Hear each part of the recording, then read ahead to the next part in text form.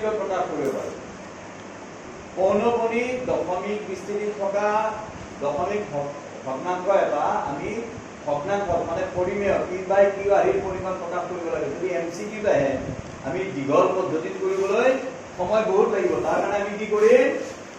এটা চাম পৌনপুণিক স্থানৰ অংক কেইটা এই পৌনপুণিক স্থানৰ অংকৰ কাৰণে 9 আহিব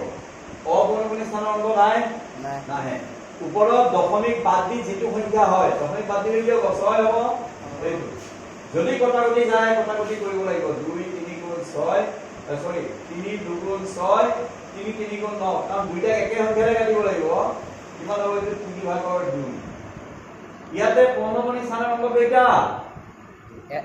এটা অপৌনপুণিক স্থানৰ অংক এটা আৰু তাৰ কাৰণে হ'ব 0 অপৌনপুণিক অংকৰ স্থানৰ কাৰণে 0 দশমিক বাদ দি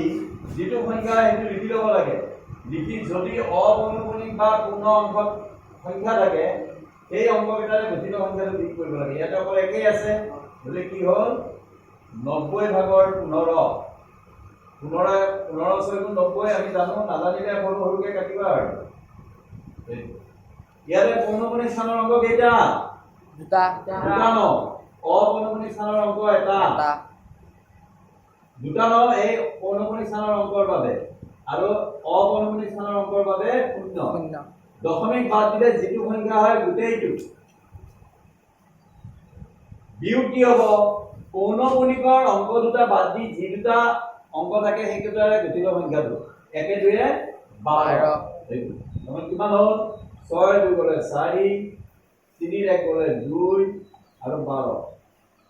তলত কি 9 9 0 এইটো 3 ৰে কাটিব পাৰি কাটি কুটি যেটো হয় সেইটো উত্তৰ